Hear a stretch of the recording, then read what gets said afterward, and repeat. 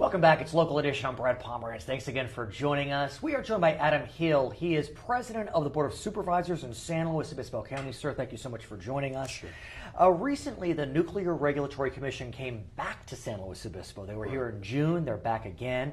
Talk to us about this meeting. What was the focus? The focus was on waste and waste storage and waste disposal. As you know, at our plant, as in all plants, we're storing waste on site.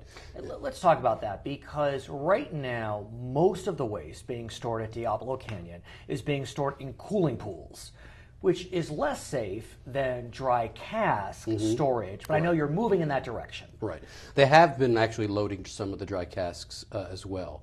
But there is concern about the dry casks. There's concern about how much of the cooling, or how much of those rods can be put into them, and how much are in the pools right now. I mean, I think there's legitimate concerns about storage, and part of it is that was never the plan. Right, and let's talk about that, because I mean, I remember for decades we talked about Yucca Mountain in Nevada, right, where most nuclear waste was supposed to be transported to. Right.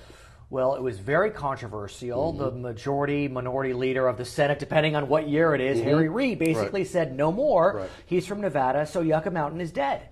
So is the nuclear waste going to stay at the respective plants, wherever they may be? Well, there is no plan. I mean, there is a blue ribbon commission that the president set up, but there is no plan on what to do with all of the waste from all of the active reactors, which are about 104 in the country, and then some of the ones that have been already decommissioned. So essentially what you have is waste sitting in places where it was not intended, including on our coast. Should we be concerned, or is this just alarmist rhetoric and we need to relax? I think we should be concerned for a couple of reasons, and I don't want to be alarmed either, but one of which is it was not part of the plan. And so we're living with a burden in our community of storing waste that was not really what was agreed upon.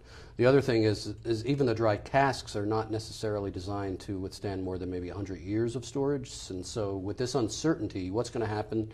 The transportation plans that have been put out and actually moving the waste off to other places, I guess, seem to me to be a cockamamie, I guess. I hear you. I hear you. Now, after the Japanese earthquake in March, the NRC came to San Luis Obispo in June. They did an inspection. Right. And they found that at Diablo Canyon there were more than 20 problems that had to be corrected, including an emergency pump.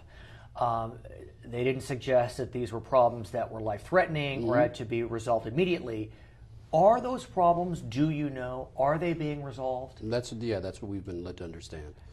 That they are being resolved, that they have to be resolved, in fact, as part of their just general operations. At the same time, over the last few months, you surely heard that PG&E was slapped, let's say, by a review from the Nuclear Regulatory Commission.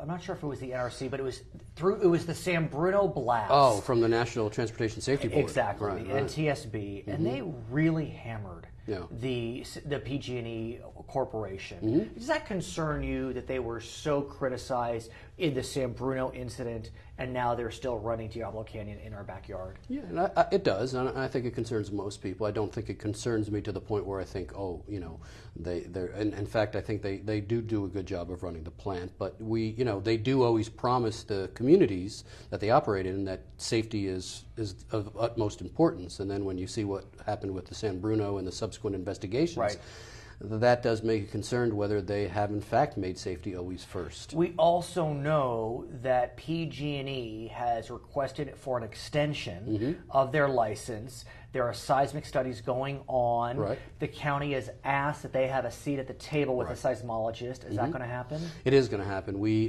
worked with PG&E to get them to agree that we should have our own independent seismologist on behalf of the citizens, and it seems like it'll happen. He's Adam Hill. I'm Brad Pomerantz. Back to HLN.